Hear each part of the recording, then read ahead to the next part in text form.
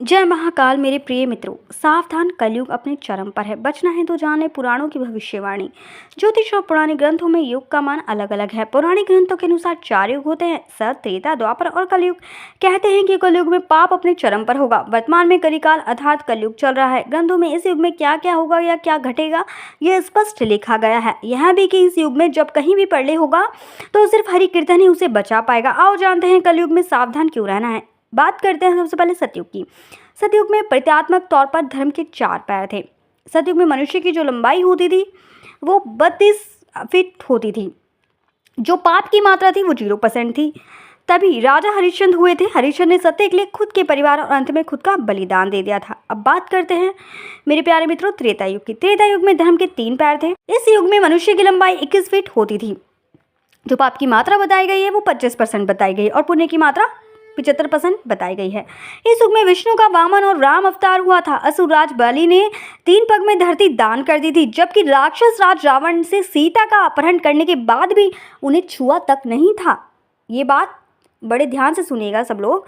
अब बात करते हैं द्वापर की। द्वापर में धर्म के 2 ही पैर रहे। इस युग में मनुष्य की लंबाई 11 फीट बताई गई है।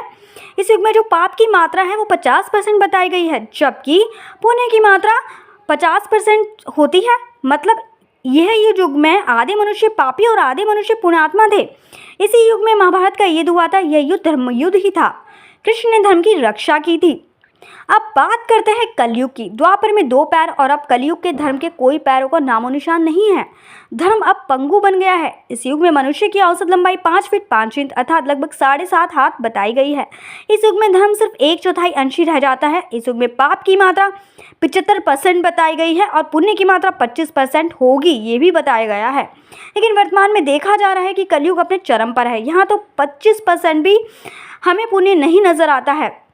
मैच 5% ही पुण्य का ही बचा होगा। अब तो चारों तरफ पाप ही नजर आता है। आइए जानते हैं कृष्ण जी ने कलयुग के बारे में क्या वर्णन किया है। कलयुग का वर्णन करते हुए श्री कृष्ण कहते हैं कि कलयुग में ऐसे लोगों का राज्य होगा जो दोनों ओर से शोषण करेंगे, बोलेंगे कुछ और करेंगे कुछ और, मन में कुछ और कर्म में कुछ और। ऐसे ही लोगों का राज्य होगा। इसी प्रकार कलयुग में ऐसे लोग रहेंगे जो बड़े ज्ञानी और ध्यानी कहलाएंगे, विज्ञान की चर्चा तो करेंगे लेकिन उनके आचरण राक्षसी होंगे, बड़े पंडित और विद्वान कहलाएंगे किंतु यही देखते रहेंगे कि कौन सा मनुष्य मरे और हमारे नाम से संपत्ति या पद करके जाए। उनको मनुष्य की मरने की चिंता नहीं रहेगी, उनको उनके धन और पद प्रतिष्ठा की चिंता रहेगी कि कोई मरे तो हमारे नाम पे अपनी पद प्रतिष्ठा कर जाए। कलयुग का मनुष्य शिशुपाल हो जाएगा। कलयुग में बालकों के लिए ममता के कारण इतना करेंगे कि उन्हें अपने विकास का अवसर ही नहीं मिलेगा। मोह माया में ही बर्बाद हो जाएगा।